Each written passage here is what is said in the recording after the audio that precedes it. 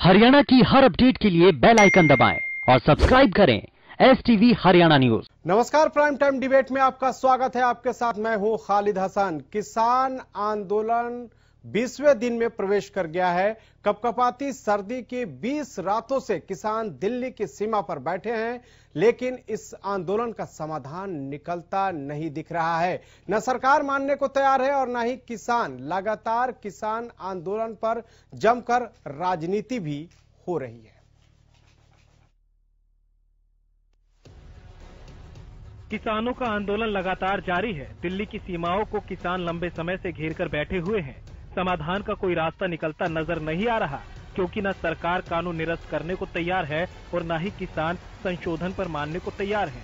ऐसे में क्या हल निकलेगा, किसी को कुछ नहीं पता। किसानों की भी रोज बैठक हो रही है, आगे की रणनीतियां बनाई जा रही है। केंद्र सरकार भी रोज बैठक कर रही है और किसानों को कैसे मनाया जाए इस पर विचार किया जा रहा है। लेकिन जिस तरह से किसानों को समर्थन मिल रहा है, उसे देखकर तो लगने लगा है कि न किसान पीछे हटेगा और न किसानों के इरादों को टूटने दिया जाएगा। किसान आंदोलन के बीच प्रधानमंत्री नरेंद्र मोदी ने गुजरात दौरे पर कच्छ की धरती से एक बार फिर कृषि कानूनों के मसले पर बात की है। पीएम मोदी ने किसान आंदोलन को लेकर विपक्षियों पर निशाना साधा और कहा कि दिल्ली के आसपास आजकल किसानों को डराने की साजिश चल रही है। अगर कोई आपसे दूध लेने का कॉन्ट्रैक्ट करता है तो क्या भैंस लेकर चला जाता है? दिल्ली के आसपास किसानों को भ्रमित करने की बड़ी साजिश चल रही है। उन्हें डराया जा रहा है कि नए कृषि सुधारों के बाद किसानों की जमीन पर दूसरे कब्जा कर लेंगे। भाइयों बहनों, मैं आपसे जानता हूं, क्या कोई डेयरी वाला आपसे दूध लेने का कॉन्ट्रैक्ट करता है तो आपकी गाय भैंस ले जाता है क्या? कोई फल सब्जी खरीदने का उद्यम करता है तो क्या आपकी जमीन ले जाता है? क्या आपकी प्रॉपर्टी उठा के ले जाता है क्या? तो वहीं भाकियू के राष्ट्रीय प्रवक्ता राकेश टिकैत झज्जर में ढांसा बॉर्डर में चल रहे किसानों के धरना स्थल पर पहुंचे। इस दौरान राकेश टिकैत ने साफ कहा, आंदोलन किसी एक का नहीं, किसी राज्य का नहीं, यह आंदोलन पूरे देश का है। सरकार को कृषि कानून लाने से पहले किसानों से बात करनी चाहिए थी। अगर ये 7 साल में ये गांव में चल जाते तो इनको बिल जब बनता तो किसानों को ये बुलाते उसमें। ये तो पूरी लड़ाई पूरे देश के किसानों की लड़ाई है। ये ना पंजाब की है, ना ये हरियाणा की है, ना ये गेहूं और धान की है। ये तो पूरे देश का मसला है और पूरे फसलों की है, पूरे देश के किसानों की है। जिस तरह से बिल लेकर आए उसमें कोई अकेला पंजाब का कोई इशू उसमें नहीं है, ना अकेला उसमें मध्य प्रदेश का है। MSP से कम पर अगर खरीद होगी, अगर हम चने की बात करें मध्य प्रदेश में वहाँ 30 रुपया किलो पे खरीदे, मतलब 20 रुपये पर केजी का नुकसान वहाँ किसानों को है। ये 6000 रुपये देते हैं कि हम किसानों को 6000 रुपये दे रहे हैं, तो 6000 रुपये क्या? इस बीच भाकियू के प्रदेश अध्यक्ष गुरनाम सिंह चढ़ूनी ने एक बार फिर सरकार की मंशा पर सवाल उठाते हुए कहा कि जब कानून अभी इतना जरूरी नहीं थे तो फिर कोरोना काल में इतना जल्दबाजी कर कानून क्यों लाए गए? जब कोरोना काल के अंदर अध्यादेश लाए गए, ये कोई आपातकाल नहीं था कि ये देश का बहुत बड़ा नुकसान हो जाना था, इसलिए अभी लागू करना जरूरी था। जो अध्यादेश होते हैं वो इमरजेंसी में लाए जाते हैं जब कानून बनाने का टाइम नहीं होता। इन्होंने कोरोना काल में इसलिए लाए ताकि लोग आंदोलन ना कर पाए, लेकिन उसके बावजूद भी जब आंदोलन हुआ और कड़ा आंदोलन हुआ तो इन्होंने जल्दबाजी में उसको कानून में बदलना चाहा और तुरंत इन्होंने कॉलम पूरा ना होने के बावजूद, बहस ना होने के बावजूद इन्होंने तुरंत कानून बना दिया। किसान आंदोलन पर राजनीति भी जमकर हो रही है। तो बहुत ही दुख की बात है कि इतने हमारे किसानों का, मजदूरों के प्राण बलिदान हो रहे हैं, लेकिन ये सरकार कुछ सुनने को तैयार नहीं है। इतनी ठंड में, ऐसे मौसम में इनको आपने मजबूर किया है। हल निकालने का कोई प्रयास नजर नहीं आ रहा, केवल सबको बरगलाने की बात नजर आ रही है। राज्यसभा सांसद दीपेंद्र हुड्डा ने किसान आंदोलन के बहाने केंद्र और प्रदेश सरकार पर निशाना साधा। दीपेंद्र हुड्डा ने कहा कि किसान आंदोलन नफा नुकसान का राजनीतिक आंदोलन नहीं, किसान शांति प्रिय तरीके से आंदोलन कर रहे हैं। सरकार को किसानों की मांगों को सुनकर तीनों कृषि कानूनों को रद्द करना चाहिए। बीजेपी पार्टी इसमें पूरी तरीके से एक्सपोज हो चुकी है। वो कहते कुछ है, करते कुछ है। वो कह रहे थे कि बीजेपी को सत्ता से बाहर करेंगे, जमुना पार करेंगे, मैं जाके उनको सपोर्ट करके सरकार बनवाने का काम उन्होंने किया है। इसी के साथ दीपेंद्र हुड्डा ने किसान आंदोलन को लेकर जेजेपी पर भी निशाना साधा। तो वहीं शिक्षा मंत्री कंवरपाल गुर्जर ने किसान आंदोलन पर बोलते हुए कहा कि चर्चा करने से ही बिल और कानून बनते हैं और चर्चा करने से ही समाधान होता है। केंद्र सरकार ने किसानों से चर्चा के लिए हमेशा दरवाजे खोले हुए हैं। कंवरपाल ने आंदोलन पर राजनीति का आरोप लगाया। देखिए, मेरा मानना यह है कि लोकतंत्र जो है ना जी, वो इसी बात पे आधारित है कि चर्चा करके किसी बात का समाधान किया जाता है। यहाँ चर्चा करके ही बिल पास होते हैं, चर्चा करके ही कानून बनते हैं और चर्चा के बाद ही सारी चीजों पे विचार किया जाता है। तो उसके लिए केंद्र सरकार ने अपने दरवाजे जो थे वो हमेशा खोल के रखे। उन्होंने कहा कि हम चर्चा करने के लिए तैयार हैं। अगर कोई भी कहीं खामी है तो आप बताएं। तो मैं जहां तक अभी तक मैंने जो नोट किया वो ये है कि इस प्रकार की कोई खामी अभी तक बताई नहीं गई। तो कुछ लोग हैं जो अपना स्वार्थ पूरा करना चाहते हैं और वो उन्होंने सारे जो अपना किसान वर्ग है उसको बहकाने का काम किया। जैसे जैसे दिन बीतते जा रहे हैं वैसे वैसे आंदोलन तेज होता जा रहा है। तो इस आंदोलन पर राजनीति भी जमकर होने लगी है। सवाल बस यही बना हुआ है कि आखिर इस आंदोलन का अंत कब होगा। Bureau report, Haryana news.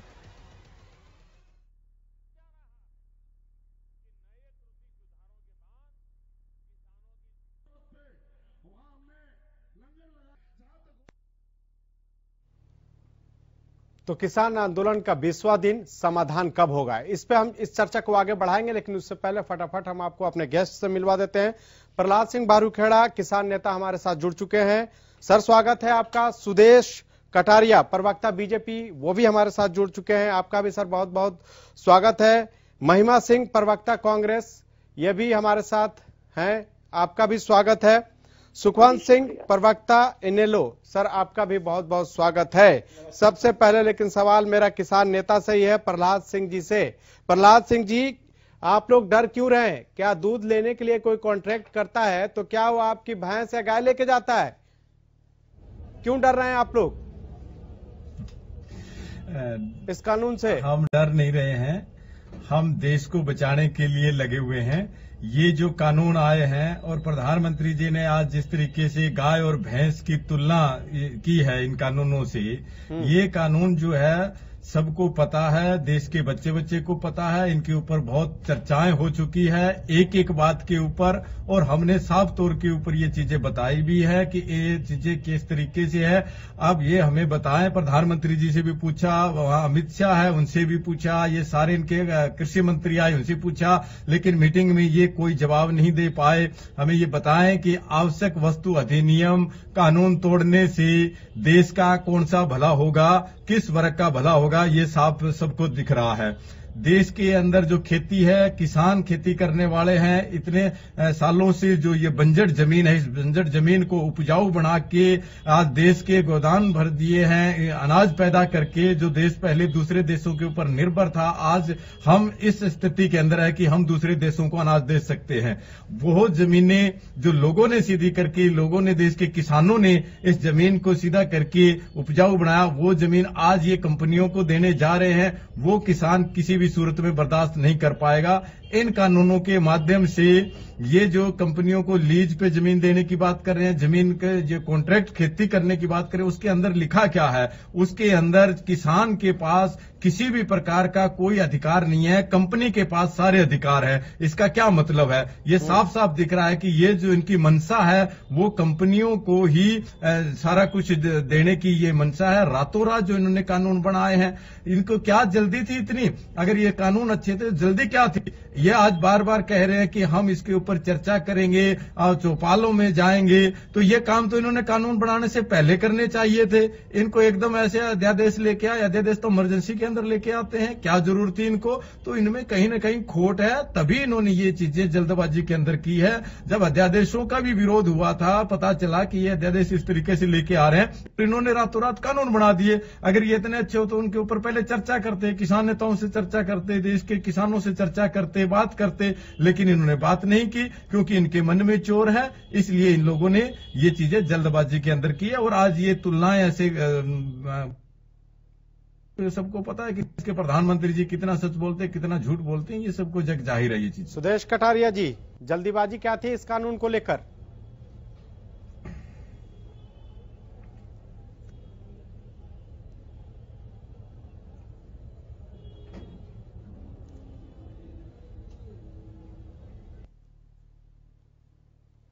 क्या आवाज मिल रही है सुदेश कटारिया जी हमारी?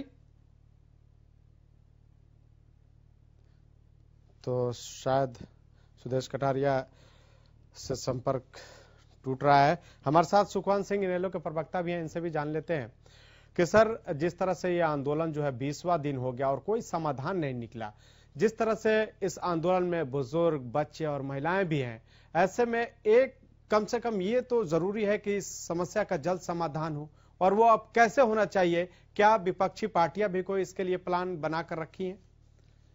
खालिद भाई, आपने बिल्कुल ठीक एक्सप्लेन किया कि बच्चे, बूढ़े जी और 80, 85, 90 साल के बुजुर्ग बैठे हैं।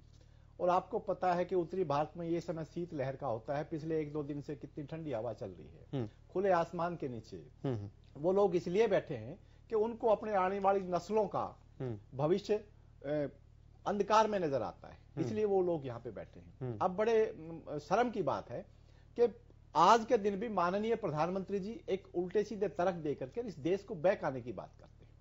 अब यहाँ पे बीजेपी के प्रवक्ता बार बार कहते हैं, आपकी इसमें रिपोर्ट में भी है कि विपक्षी दल बहका रहे हैं। अब पहली बात तो खालिद भाई, किसान को पागल मत मानो, वो कोई उसको बहका लेगा।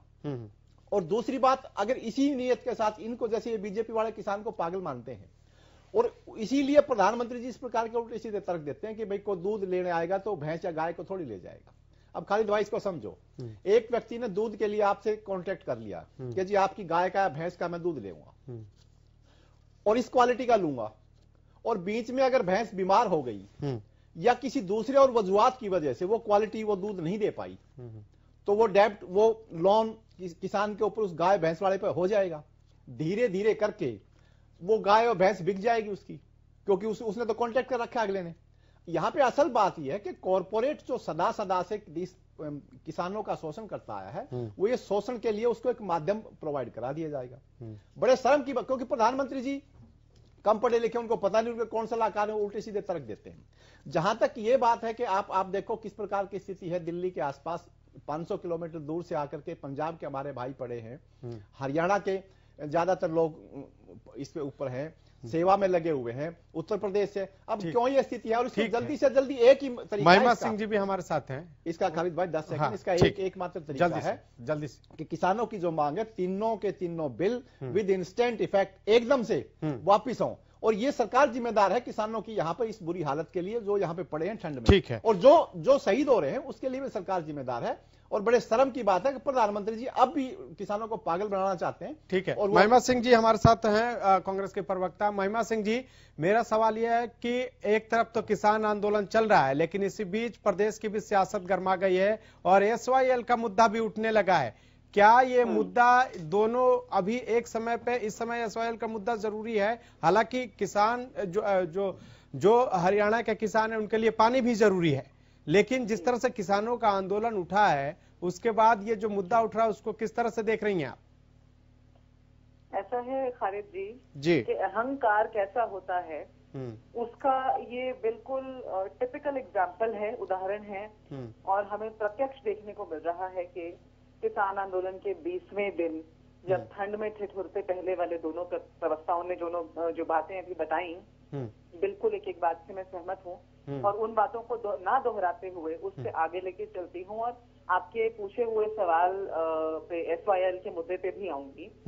देखिए, आज 20वें दिन पर भी जब पिछले कल किसानों ने भूख हड़ताल कर ली, उपवास रखा, उसके बावजूद भी अपने महलों में बैठ करके और कच्छ में जाकर के लोगों से बात करते हुए मोदी जी बिना किसानों को जो शहीद हुए उनको श्रद्धांजलि दिए, उनके बारे में एक शब्द बिना बोले वो इस बात पर आ सकते हैं कि उन्हें बरगलाया जा रहा है, उन्हें बहकाया जा रहा है। बॉर्डर्स पर बैठे हुए जो किसान हैं वो सिर्फ हरियाणा के, वो सिर्फ पंजाब के किसान हैं, वो सिर्फ नॉर्थ इंडिया के, उत्तर भारत के किसान हैं।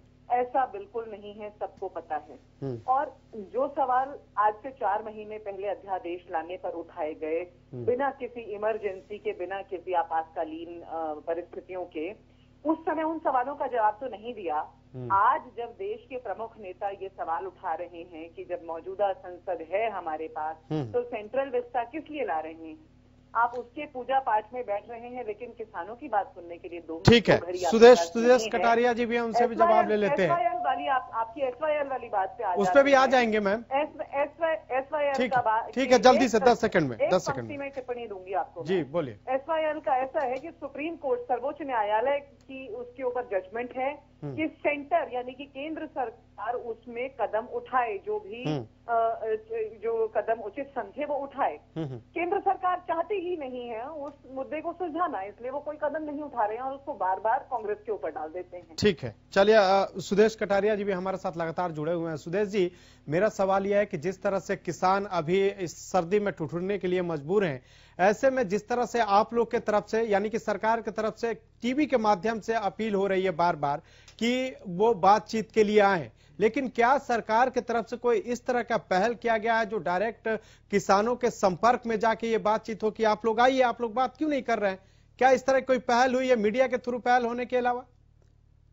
देखिए खालिद जी, सबसे पहले तो समझ लें क्या आवश्यकता जिस प्रकार से प्रहलाद सिंह जी ने, सुखवंत जी ने और महिमा जी ने बताया, ये टोटल बरगलाने वाली बात है। कानून पढ़ाई नहीं, सिर्फ टाइम किल कर रहे हैं।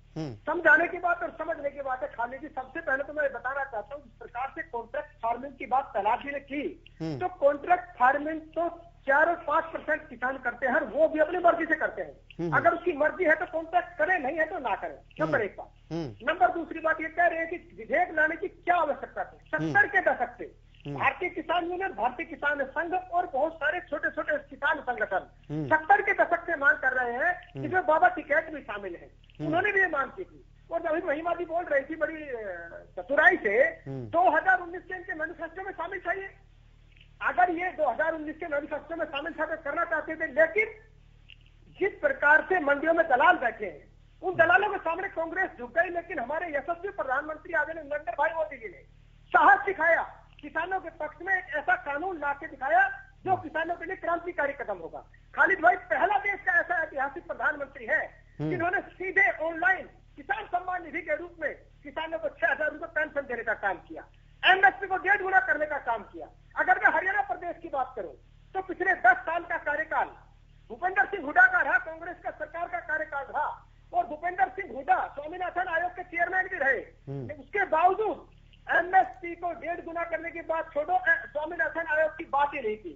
उल्टा हमारे सरकार आने के बाद हमने एमएसपी को 1.5 गुना करने का काम किया। और जो खास तौर पर दक्षिण हरियाणा का किसान बिजली और पानी के लिए प्रताड़ित था, जहां दक्षिण हरियाणा के किसान को कांग्रेस ने सरकार का भय दिखाकर पौने पौने दामों में जमीन रखने का काम किया, उल्टा हमारी सरकार आने के बाद हमारे यशस्वी मुख्यमंत्री आदरणीय मनोहर लाल जी ने पहले विधानसभा में पहली कदम से दक्षिण हरियाणा में आखिरी जेल तक पानी पहुंचाने का काम किया। सबसे पहले तो खालिद भाई समझने की आवश्यकता है किसानों के पक्ष में कौन काम कर रहा है, किसानों के पक्ष में किसने काम किए। आप बताइए कि एमएसपी को 1.5 गुना करने का काम किसने किया।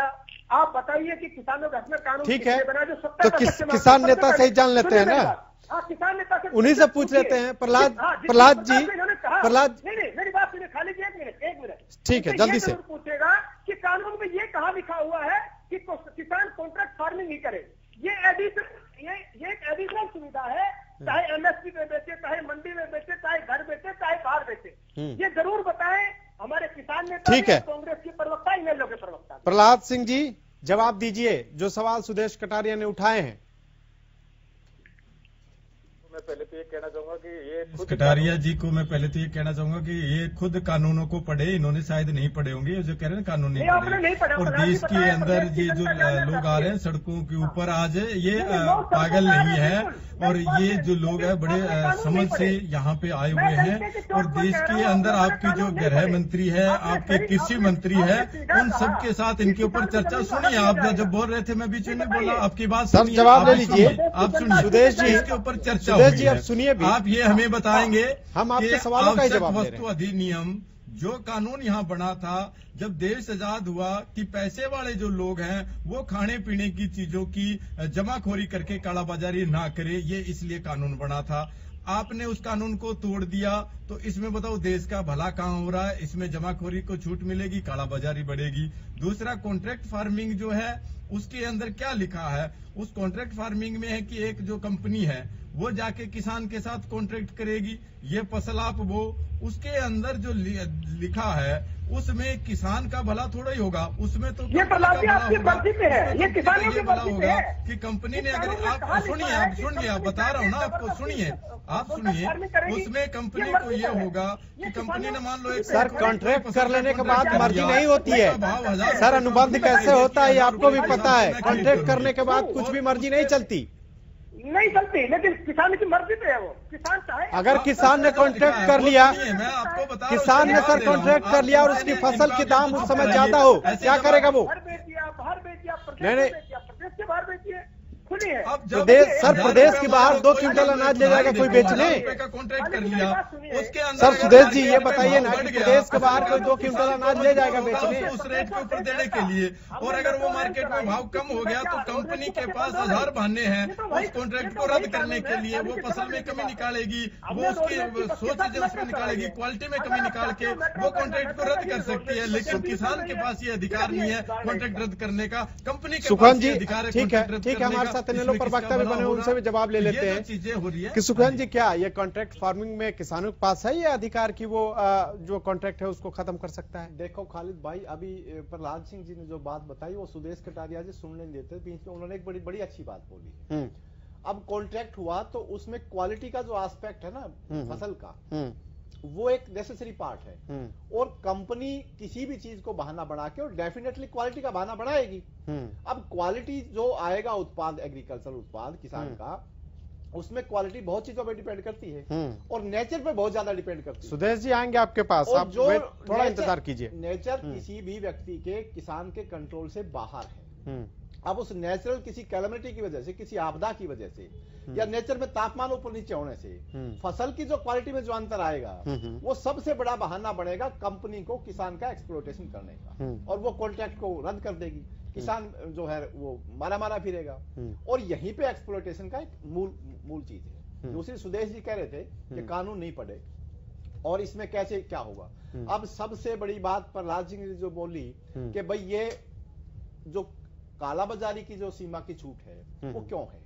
अब बार बार बीजेपी की तरफ से ये कहा जा रहा है कि हम बिचौलियों को खत्म कर रहे हैं। अब खालिद भाई ये देखिए कितनी चतुराई की बात है, बिचौलियों को जो छोटे छोटे व्यापारी थे उनको तो ये बिचौलिए बोलते हैं, और उन सब की चीज इन्होंने अडानी और अंबानी को देनी है। अरे आप बिचौलिए खत्म कहा कर रहे हो, आप तो बिचौलिए पैदा कर रहे हो जो एमएसपी से नीचे उसकी गारंटी नहीं दे रहे, वो किसान को दबाएगा, उसका एक्सप्लॉयटेशन करेगा कॉन्ट्रैक्ट करके कि आपकी फसल में ये नहीं जी, आपकी में नमी ज्यादा है, आपकी क्वालिटी ये है, वो उसको लागत भी नहीं देगा और उसको स्टॉक करके काला बाजारी में आम ग्राहक को बहुत ऊपर देगा। ये बिचौलिया पैदा करने की बात है, बिचौलिए पैदा हो रहे हैं।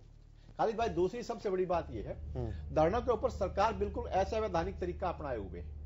अब एक बात तो बहुत किसान दिल्ली आना चाहते हैं, जैसे कल मैं भी गिरफ्तार होने वालों में था और बावल चौक पे, बड़ीपुर चौक पे हमें गिरफ्तार कर लिया गया। हम सिंपली जो है वो ट्रैक्टरों में बैठ करके किसान दिल्ली आना चाहते हैं। अब खालिद भाई सबसे बड़ा सवाल ये है कि बार बार ये कहते हैं कुछ लोग के बीजेपी संविधान को खत्म कर रही है, और मैं कह रहा हूं कि बीजेपी संविधान को खत्म कर चुकी। क्या इस देश के एक नागरिक को अपनी राजधानी दिल्ली आने का अधिकार नहीं? क्या कि पुलिस उसको रास्ते को खुद रोकती है और उनको नहीं आने देती, और इस प्रकार से असंवैधानिक तरीके से काम करती है, किसानों के ऊपर जोर जबर करती है। ठीक है, महिमा सिंह से भी पूछ लेते हैं। ये क्या उचित है? क्या महिमा सिंह से पूछ लेते हैं कि महिमा जी ये बताइए, क्या कांग्रेस के कार्यकर्ताओं को भी आंदोलन में जाने से रोका जा रहा है? बिल्कुल रोका जा रहा है खालिद जी, और ये तो पहले दिन से ही हो रहा है। ये जो आज दम भर रहे हैं कि हम तो हमेशा से किसानों की बातें सुनने को तैयार थे, हम तो हमेशा से चर्चा करने को तैयार हैं, इन्होंने तो सड़कें खुदवा दी, इन्होंने हर रास्ता बंद किया किसानों का दिल्ली पहुंचने का, संसद तक पहुंचने का, अपनी आवाज उठाने का, और आज जितने भी लोग उनका समर्थन करने की कोशिश कर रहे हैं, ये चिल्ला चिल्ला करके दूसरों की बात काट काट करके यहाँ पर ये नैरेटिव बना रहे हैं कि ये लोग दूसरों के कंधे पर रखकर बंदूक चलाते हैं।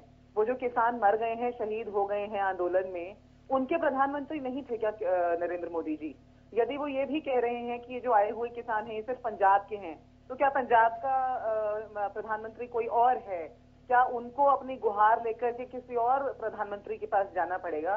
चुनकर के जो प्रतिनिधि आता है चाहे उसे चुन करके 60% लोग लाए। आ रहे हैं सुदेश जी, आप ही के पास आ रहे हैं। प्रधानमंत्री वो बाकी के 40% का भी होता है। ये जिस तरह से निर्लज्जता से ये बोलते जाते हैं कि ये सब यहाँ बैठ करके बरगला रहे हैं, झूठ परोस रहे हैं, ये 15 लाख के दावे और सारे जुमले जो पिछले 7 साल से जनता सुनती आ रही है, ये ना भूलें कि जनता सदा बेवकूफ बनती रह जाएगी ऐसा नहीं है, सदा आपकी बातों में आती रह जाएगी ऐसा नहीं है। कि जितनी बातें हैं कि हमारा रास्ता रोका जा रहा है बिल्कुल सही है, कि गिरफ्तारियां ठीक है, गैर कानूनी तरीके से हो रही है। ठीक है महिमा जी, मैं जोड़ूंगी ये एक आखिरी बात जोड़ूंगी इसमें मैं जी, जल्दी से बोलिए।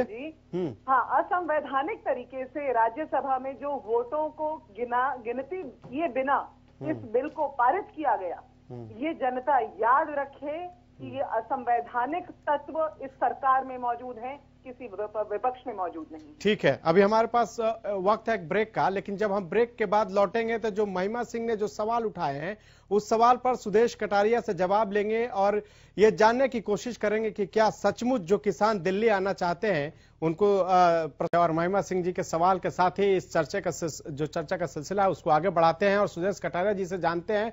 सुदेश कटारिया जी, जिस तरह से कांग्रेस की प्रवक्ता ने आरोप लगाया कि आप लोग से मतलब है प्रशासन जो है वो किसानों को दिल्ली तक नहीं पहुंचने दे रहा है, इसके लिए गड्ढे खोदे जा रहे हैं और भी तमाम आरोप लगाए। इसके अलावा मेरा एक और सवाल है आपसे कि सर 20 दिन बीत गए, ठंड बहुत पड़ रही है, अब ऐसे में सरकार की तरफ से क्या पहल करनी चाहिए ताकि समस्या का समाधान निकले? देखिए खालिद जी, सबसे पहले तो मैं आपको बता दूं, जो किसानों की शुरुआत में जो वार्ता हुई केंद्र सरकार के साथ, उसमें जो मांगे थी उनमें से लगभग 30 मांगों पर सहमति बन गई थी चर्चा के माध्यम से। उस दिन भी सरकार तैयार थी, आज भी सरकार तैयार है, बड़ी संदिग्ध थी। लेकिन सर हमने जितनी भी जिस दिन बैठक हुई उस दिन तो हम यही सुनते रहे कि बैठक बेनतीजा रही। नहीं, मैं बता रहा हूँ खालिद, उस बात को आगे बढ़ाते जिस प्रकार से कांग्रेस के प्रवक्ता ने कहा कि क्या पंजाब के प्रधानमंत्री नहीं है? पंजाब एक ऐसा प्रदेश है जहाँ एक ऐसा गुंडा राज है जहाँ पर सुप्रीम कोर्ट का आदेश आने के बाद, न्यायपालिका का आदेश आने के बाद हरियाणा के हक का पानी देने से स्पष्ट रूप से ऑन एयर आके हर चैनल के माध्यम से वहाँ के मुख्यमंत्री सर, लेकिन केंद्र में भी तो आपकी सरकार है, केंद्र को तो बीच बचाव करना चाहिए पानी दिलाने के लिए। अरे सुनिए खालिद भाई, बिल्कुल कर रहा है, हमने अपने हक का पानी मांगा है, केंद्र सरकार में दखल करके हरियाणा का हक का पानी भी देंगे। लेकिन बता रहा हूँ, न्यायपालिका को धता बताया एक ऐसा गुंडा राज, उसके बाद केंद्र सरकार कानून आने के बाद, जो अध्यादेश आने के बाद, जो कृषि कानून 3 विधेयक जो पास हुए हैं किसानों के हक में, उनके खिलाफ विधेयक पास करके विधानसभा में वो विधेयक कैंसिल करके जो 2006 में इनने अमली जमा पहनाया था अमरिंदर सरकार ने, उनको धता बताया। तो क्या ये देश के प्रधानमंत्री और देश के केंद्र की सरकार को मानते और न्यायपालिका को मानते? आज दक्षिण हरियाणा में पानी की भरमार होती है, जो दक्षिण हरियाणा पानी के लिए प्रताड़ित है, आज प्रताड़ित नहीं होता, लहलाती हुई खेती होती। सबसे बड़ा दुश्मन अगर है कोई हरियाणा का तो पंजाब है पानी देने के मामले में, वहाँ गुंडा राज है। जिस प्रकार से महिमा जी ने कहा कि प्रशासन उनका रास्ता रोक रहा है, देखिए केंद्र सरकार पहले दिन से प्रयासरत है और पहले दिन से जो किसान संगठन है उनसे वार्ता हो रही है। आज भी खुले मन से सर पहले दिन से वार्ता होती तो इस समस्या का समाधान होता, क्योंकि जब किसान बात करने के लिए आए तब कोई मंत्री बात नहीं किया, सचिव स्तर की वार्ता करा दी आप लोगों ने। ऐसा बिल्कुल नहीं हुआ खालिद भाई, सचिव स्तर की पहली वार्ता हुई, उसके बाद से फिर किसान जब दिल्ली आने दिया गया किसानों को, इस समस्या को सुलझाया जा सकता था, क्योंकि किसान जो है 2 महीने पहले से पंजाब में बैठे हुए थे। मैं वही पंजाब की बात करता हूँ, अभी पंजाब की बात आ गई, और हरियाणा में भी प्रदर्शन हो रहा था। नहीं, हाँ हरियाणा में हो रहा है, नहीं पिपली उपली में भी तो देखा ही हम लोगों ने जो हुआ। देखिए खालिद भाई, सबसे पहले तो ये बात समझाने की आवश्यकता है, जहां उन कानूनों को निरस्त कर दिया गया है, खिलाफ विधेयक लाके उनका प्रदर्शन करने का औचित्य कहाँ रह गया है। दूसरी बात, सबसे पहली बात, महत्वपूर्ण बात है, 20 से ज्यादा संगठन केंद्र सरकार से मिलकर धन्यवाद कर चुके हैं, और जब यह कानून आया तो राकेश टिकैत उनका प्रतिनिधित्व कर रहे हैं, प्रिंट मीडिया के माध्यम से उन्होंने कहा कि आज जो मेरे पिताश्री है बाबा टिकैत है, उनकी श्रद्धा सुमन सही मायने में किसी ने अर्पित किए हैं, तो आज उनकी आत्मा को शांति मिलेगी। आप देखिए उनका उस दिन का बयान दैनिक जागरण में छपा है 4/6/2020 का, जो प्रतिनिधि मंडल जो प्रतिनिधित्व कर रहे हैं किसानों का, उन्होंने खुद इसको सराहा है। बाबा टिकैत इस बात की मांग करते हैं, 70 के दशक से मांग है, अब कह रहे हैं क्या जरूरत थी। प्रहलाद सिंह जी, आप लोगों ने सराहा है इस कानून को, तो फिर विरोध क्यों कर रहे हैं? राकेश टिकैत जी खुद है, मैं दिखाता हूँ दैनिक जागरण की अभी। तो ले लेते हैं ना प्रहलाद सिंह जी से रिएक्शन ले लेते हैं। प्रहलाद सिंह जी बताइए। ये दिखाइए स्क्रीन पर, ये राकेश टिकैत का बयान है दैनिक जागरण का, आप दिखाइए इसको जूम करके। इन्होंने धन्यवाद किया है और कहा है अब प्रहलाद सिंह जी श्रद्धांजलि है। ये देखिए सड़कों के ऊपर है, वो इसलिए नहीं है। और ये जो कह रहे कि पंजाब दुश्मन है, मैं इनसे पूछना चाहूंगा कि इस कांग्रेस का जो सरकार क्या है पंजाब के अंदर, उससे पहले तो बीजेपी की सरकार थी वहां पे, तब आपने क्यों बनाई? अगर पंजाब आपका दुश्मन है तो आप वहां जाके क्यों सरकार बना रहे हो? क्यों जा रहे हो वहां पे? प्रकाश सिंह बादल अरे वहाँ की सरकार वहां पे क्यों वोट मांग रहे हो जो आप पंजाब को अपना दुश्मन? ये आज जो जिस तरीके से इस आंदोलन को दबाने के लिए जो आज चर्चा का विषय नहीं है उसके ऊपर ये बात कर रहे हैं, पंजाब हमारा बड़ा भाई है, हम नहीं लेते पानी। आप बताओ क्या करोगे सुदेश जी? वो हमारा आपस का मामला, वो पानी देगा नहीं देने का वो बात की बातें हैं, वो हम आपस में बैठ के सुलझ लेंगे। हम लोग कृषि कानून पे चर्चा करने के लिए आए हैं, अभी एसवाईएल के मुद्दे पे नहीं कर रहे चाहिए। तो हम लोग यही रहे तो बेहतर होगा। चर्चा का विषय ये है, इसके भटक के आप दूसरी चीजें बात कर रहे हो। आप सर कृषि कानून पे ही रहे ना सर, कृषि कानून पे ही हम लोग रहे। सर सुदेश जी आप लोगों ने प्रस्ताव दिया किसानों को। सुदेश जी कृषि कानून पे ही रहिए ना। मेरा सवाल ये कानून का हिस्सा है। किस कानून का हिस्सा है? कृषि कानून का हिस्सा है एसवाईएल। फिर बिना पानी का कृषि कहाँ है? महत्वपूर्ण बात है। महत्वपूर्ण बात है, ये बात आपको पहले नहीं समझ में आई। फिर आप लोगों ने 5-6 साल से आप सत्ता में हो, फिर क्या किया आपने इस मुद्दे पे? केंद्र में भी है और यहाँ भी है और फैसला भी आपके हक में है। फैसला भी हक में है और केंद्र में भी सत्ता में और हरियाणा में भी है। फिर क्यों नहीं लिया आपने एसवाईएल का पानी? अगर बड़ा भाई पंजाब अपने आप को मानता है तो धर्म निभाना चाहिए और उसके हक का पानी। हम उसकी बात नहीं कर रहे हैं, हम बात अभी कृषि कानूनों की बात कर रहे हैं। मेरा सवाल सर सुदेश जी आपसे ये है कि क्या सरकार और किसानों में विश्वास की कमी है? क्योंकि जब सरकार ने लिखित आश्वासन दिया है, एक प्रस्ताव भेजा, उस पर भी किसान तैयार नहीं हो रहे हैं। क्या सरकार जो है किसानों को समझा नहीं पाई इस कानून को लेकर? 20 से ज्यादा संगठन से सहमति जता चुके हैं। कुछ असामाजिक तत्व बीच में आकर। कौन है वो असामाजिक तत्व? कुछ असामाजिक तत्व आके किसान। कौन है असामाजिक तत्व? हाँ फिर कौन है? कौन बरगला रहा है? कंधे पर बंदूक रखकर चलाना चाहते हैं, लेकिन ये मनसा सुखवंत जी कौन चला रहा है बंदूक कंधे पर रख के? उनकी राजनीतिक जमीन खिसक चुकी है। सुखवंत जी उसके लेकर किसानों के कंधे पर बंदूक चलाना चाहते हैं। कटारिया जी थोड़ा दूसरे प्रवक्ताओं को भी सुनिए। आप आवाज बंद करो ना। संगठन कटारिया जी आप ये क्या कर रहे हैं? आप आवाज बंद करो। कटारिया जी प्लीज एक एक करके सुखवंत जी बोलिए।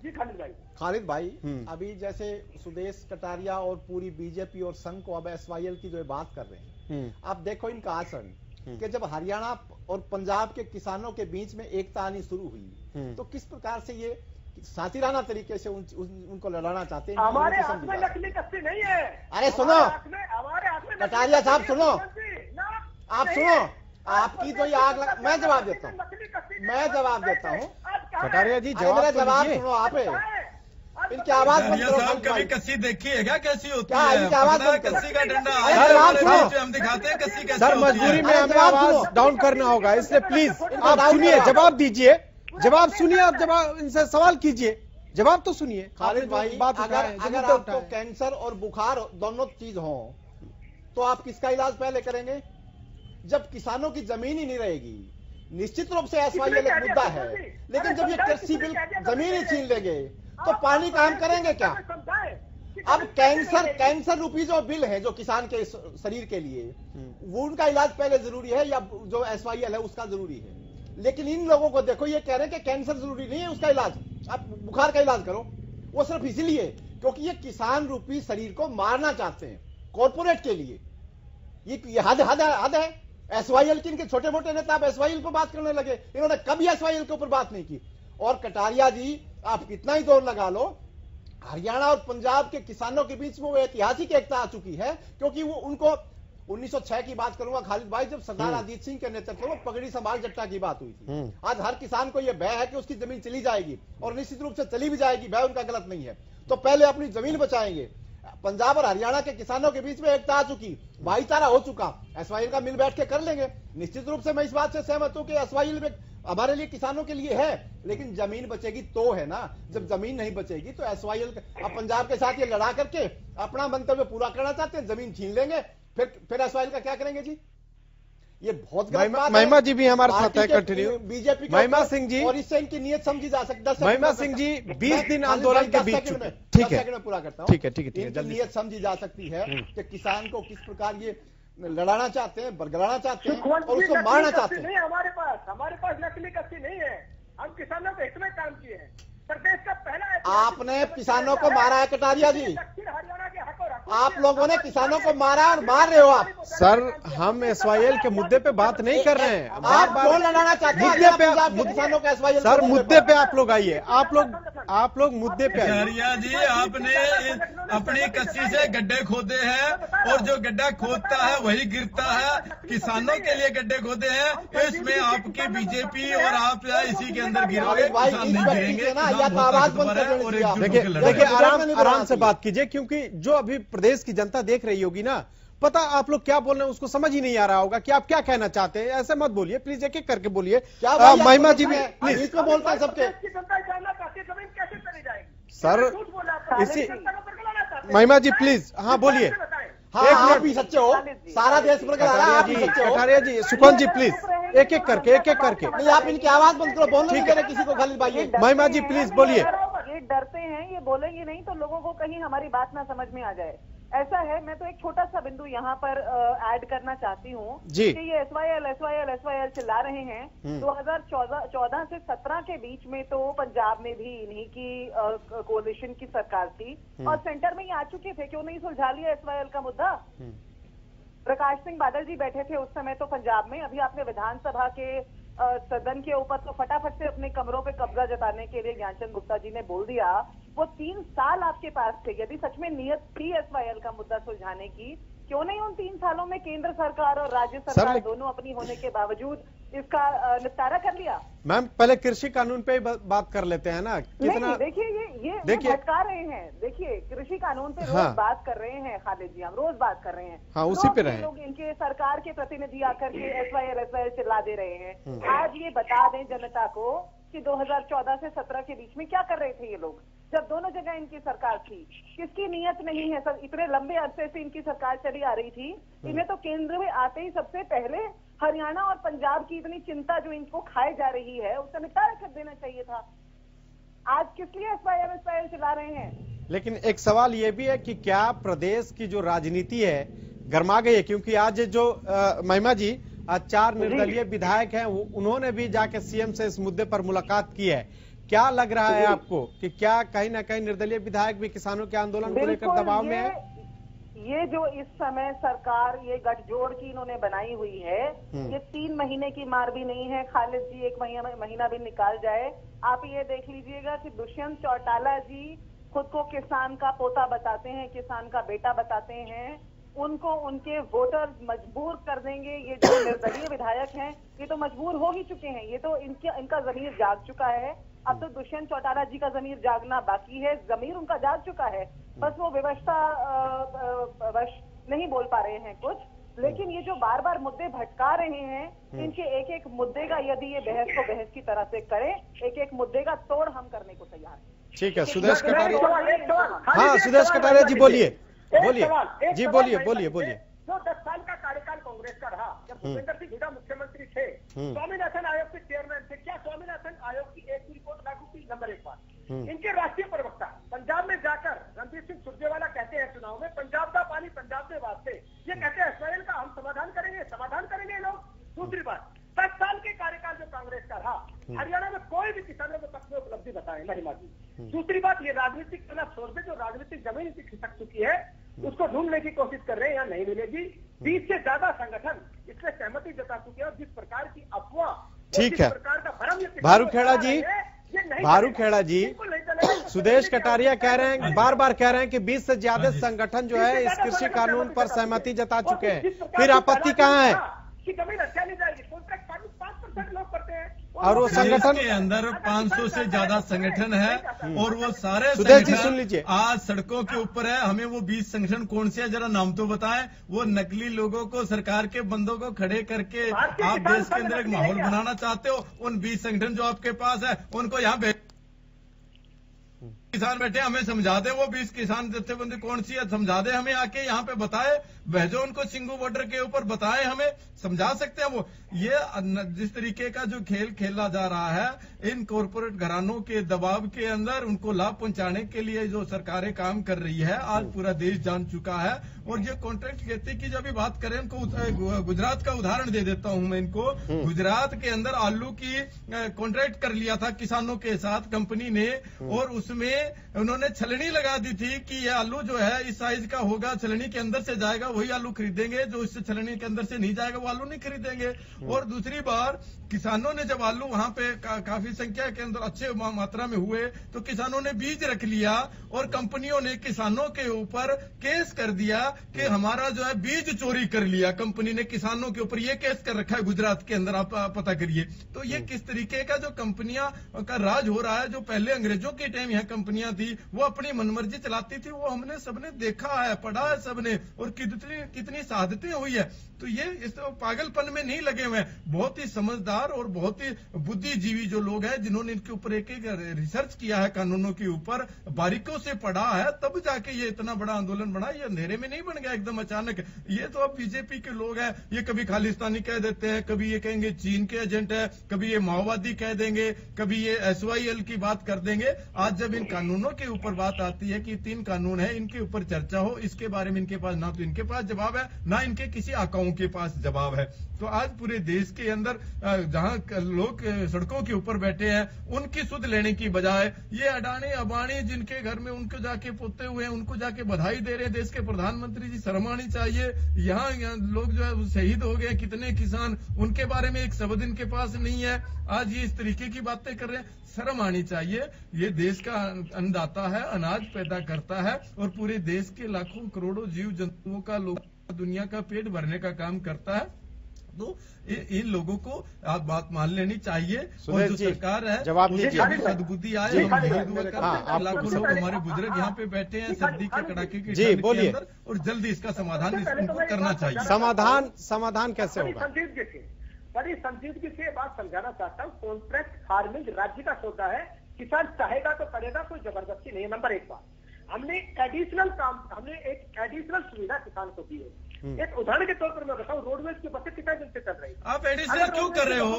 आप क्या किसान कहते हैं हमने कॉन्ट्रैक्ट नहीं करना, तो आप कंपनियों को ये क्यों दे रहे हो? किस लिए दे रहे हो? कंपनियों के आपके रिश्तेदारी है, आपको दलाली दे रही है कंपनी, क्यों कर रहे हो? आप किस लिए कर रहे हो कंपनियों के लिए? मैं बता रहा हूँ, MSP पर कोई किसान अपनी फसल बेचना चाहता है, मंडी में बेचे, मंडी व्यवस्था जो की क्यों रहेगी, MSP जो की। आपको कंपनी क्या दे रही है? आप कंपनियों के लिए इतनी वकालत क्यों कर रहे हो? सर, जब आप लोग आश्वासन दे ही रहे हैं, सुदेश जी, जब आप लोग आश्वासन दे ही रहे हैं कि MSP हम देंगे, खत्म नहीं होगी, तो कानून बना दीजिए ना, क्या दिक्कत है? आप तो किसानों के साथ हैं कि अगर उससे नीचे कोई खरीदता है तो उसको सजा होगी या फिर उस पर एक्शन लिया जाएगा। ये समझने की बात है। जो 2 में चर्चा हुई है तो बड़े खुले मन से संजीदगी से केंद्र सरकार के कृषि मंत्री तोमर जी और पीयूष गोयल जी ने बड़ी खुले मन से चर्चा की, किसानों ने भी की है और लगभग किसान इससे सहमत हो गए।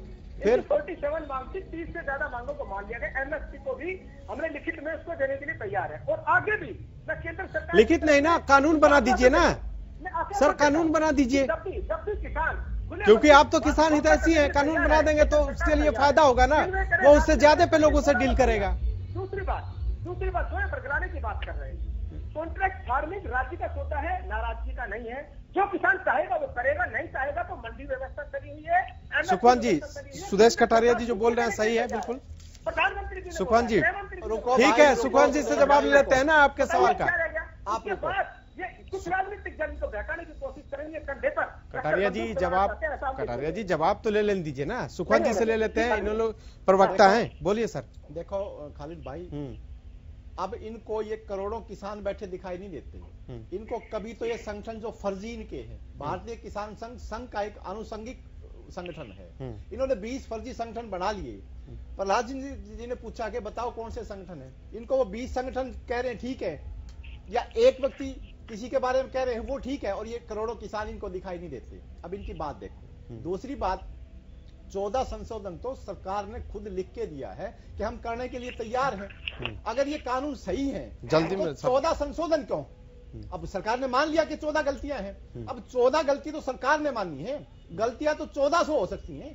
पूरा का पूरे तीनों के तीनों बिल बिल्कुल फर्जी है, कॉर्पोरेट के लिए बनाए गए हैं, और कॉर्पोरेट और किसान का खालिद भाई वो है जो घोड़े और घास का है, और ये लोग जो है ना किसान को उसकी घास बढ़ा के उसके मुंह में डालना चाहते हैं, इन्होंने तो अपने डाल दिया। ये तो इस देश का किसान इतना समझदार हो चुका है कि उसने आकर के उसने समझा कि हमारी ठीक है, आज तक हम इस पे बहस करते रहे कि फायदा और हित के, लेकिन सबसे बड़ा सवाल सुदेश कटारिया जी मेरा आपसे यही है कि समाधान कैसे होगा? 20 दिन हो गए इस ठंड में, आप अगर कोई भी इंसान इस ठंड में अगर बाहर खड़ा होगा तो उसे पता चलेगा। हम आपसे पूछ रहे हैं कि समाधान कैसे निकलेगा? सुदेश जी तो रजाई में सो रहे हैं, इनको नहीं पता किसान के साथ क्या बीत रही है। समाधान पे आरोप प्रत्यारोप नहीं, टाइम नहीं है, समाधान कैसे निकलेगा इस पे बात हो। देखो, वार्ता के माध्यम से हर कानून बनते हैं, वार्ता के माध्यम से विधानसभा विधेयक पास होते हैं, वार्ता के माध्यम से। लेकिन वार्ता की डोर तो यहाँ टूटती हुई दिखाई दे रही है। नहीं, बिल्कुल नहीं टूटी। केंद्र सरकार का कोई प्रतिनिधि गया किसानों के पास अभी तक? 8 दिसंबर के बाद, 9 दिसंबर के बाद, 8 दिसंबर के बाद किसान संगठन आके केंद्र सरकार से बात कर सकता है। सिर्फ सर टीवी के माध्यम से अपील हो रहा है, सिर्फ टीवी के माध्यम से अपील हो रहा है। नहीं, खालिद भाई बिल्कुल तैयार है। कोई भी संगठन तैयार है तो जाना होगा ना सर, कहीं आप तो कहीं जगह तो सुनिश्चित करोगे आप। खुले मैं बता रहा हूँ, मैं भारतीय जनता पार्टी का प्रवक्ता होने के नाते प्रदेशवासियों से बताना चाहता हूँ, टीवी चैनल के माध्यम से और प्रिंट मीडिया के माध्यम से हमने सबसे अपील की है, कोई भी किसान संगठन किसी भी वक्त इनको विधेयकों को लेकर केंद्र सरकार से मिल सकता है खुला न्योता। हम समाधान के लिए तैयार हैं। सर ऐसे कैसे समाधान होगा? उसके लिए तो एक पास में आना होगा ना, एक जगह सुनिश्चित करनी होगी ना, एक जगह तो आपको सुनिश्चित करनी होगी, टाइम फिक्स करना होगा। आप कह रहे हो मिल लेंगे, कितनी बार बात हो गई है, चर्चा हो गई है, इनको पता नहीं है। सुदेश जी को ये रजाई में सो रहे हैं ठंड में, इनको पता नहीं है कितनी बार चर्चा हो गई है, बातचीत हुई है, कितना एक पे चर्चा हुई है।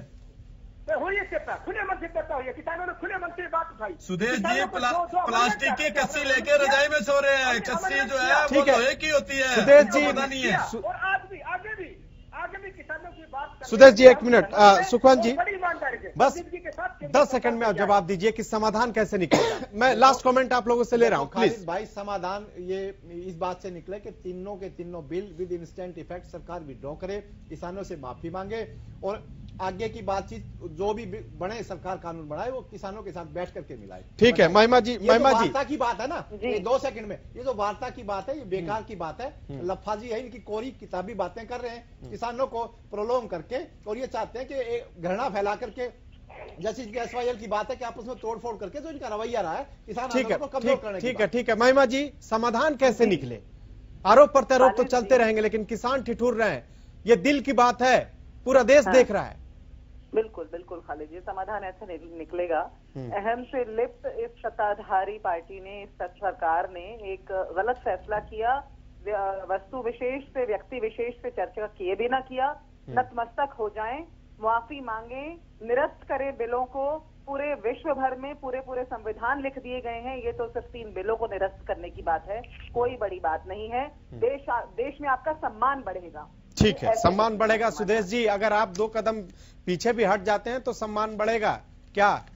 कुछ सबसे पहले कदम उठाना चाहिए इस तरह से जिससे किसानों को फायदा हो। माफी मांगनी चाहिए कांग्रेस को, जिन्होंने सरकार का भय दिखाया। मैं सर समाधान की बात कर रहा हूं, मेरे पास वक्त नहीं है। मैं आपसे जानना चाहता हूं कि क्या समाधान हो सकता है कि किसान इस ठंड में न टूट रहे, अपने घर को लौटे।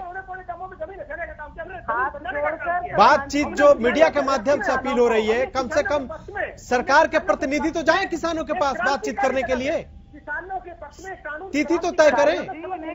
आपने तो गेंद किसानों के पाले में रख दिया है। वार्ता के लिए केंद्र सरकार आज भी बड़ी संजीदगी के साथ ईमानदारी से तैयार है, कभी भी किसान संगठन आके बात कर सकते हैं। ठीक है भारूखेड़ा जी, जब केंद्र सरकार तैयार है फिर पहल किधर से नहीं हो रहा है? आप लोग की तरफ से नहीं हो रहा है? सरकार तो अपील कर रही है बातचीत के लिए और बातचीत से ही समाधान निकलेगा। कई दौर की बातचीत हो गई है, सारी चीजों के ऊपर बहस हो चुकी है और हमारी जो मांग है कि 3 काले कानून है इनको निरस्त किया जाए, इससे कम कोई बात नहीं हम मानने वाले। और जो एमएसपी खरीद गारंटी कानून बनाया जाए ताकि किसान है वो सिक्योर हो सके। ये कानून, ये जो देश का अपने आप को कहते हैं बार बार कि हम किसान हितैषी हैं, तो भाई देश हितैषी है तो अब ये कानून वापस लीजिए। ठीक है, आप बना दीजिए। इनको वक्त की कमी है सर, क्या दिक्कत? आप तमाम जो मेहमान हमारे साथ जुड़े इसके लिए आपका बहुत बहुत शुक्रिया। तो किसानों की बस एक ही मांग है कि जैसे भी हो इस कानून को वापस लिया जाए। दूसरी तरफ सरकार बार बार प्रस्ताव दे रही है और ये कह रही है कि सरकार जो किसान है वो बातचीत के लिए आगे आए, तिथि तय करे, लेकिन अभी तक कोई समस्या का समाधान नहीं निकला। 20 दिन बीत गए। अब सवाल यह है कि कब तक जो किसान है वो ऐसे ही ठिठुरते रहेंगे। फिलहाल इस खास पेशकश में बस इतना ही।